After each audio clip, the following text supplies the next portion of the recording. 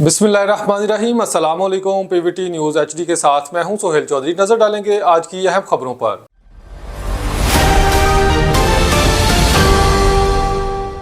Field marshal Syed Asim Munir نے general head quarters میں بلوچستان پر 18ویں قومی ورکشاپ کے شرکاء سے بات چیت کی۔ ورکشاپ میں بلوچستان کی سماجی اقتصادی ترقی اور پاکستان کے لیے اس کی اسٹریٹجک اہمیت کو تلاش کرنے پر توجہ مرکوز کی گئی۔ اپنے خطاب کے دوران COAS اور CDF نے بلوچستان کے لوگوں کی لچک اور حب الوطنی کو سراہتے ہوئے پاکستان کی خوشحالی اور ترقی کے لیے بلوچستان کی بنیادی اہمیت کو اجاگر کیا۔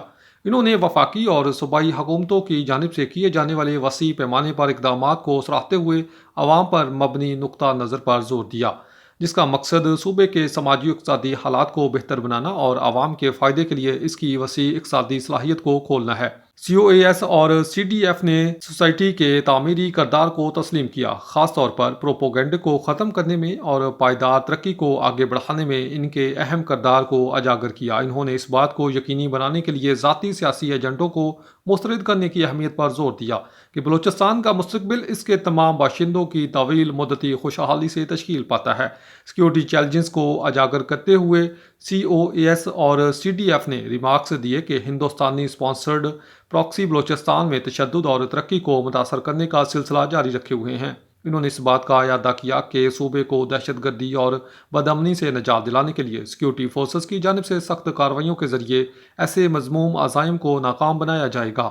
علاقائی امن اور استحکام کے لیے پاکستان کے عزم کا اعادہ کرتے ہوئے COAS اور CDF نے اس بات پر بھی زور دیا کہ پاکستان کی علاقائی سالمیت کے کسی بھی خلاف ورزی چاہے براہ راست ہو یا بلاواسطہ اس کا سخت اور فیصلہ کن جواب دیا جائے گا۔ پاکستان کی مسلح افواج اپنے شہریوں کے جان و مال کے تحفظ کے لیے پرعزم ہے۔ سیشن کا اختتام ایک واضح انٹریکٹیو سوال و جواب کے ساتھ ہوا، جہاں COAS اور CDF نے سوالات کے جوابات دیے اور بلوچستان کی ترقی اور سلامتی کے لیے جاری کوششوں کے بارے میں مزید بصیرت فراہم کی۔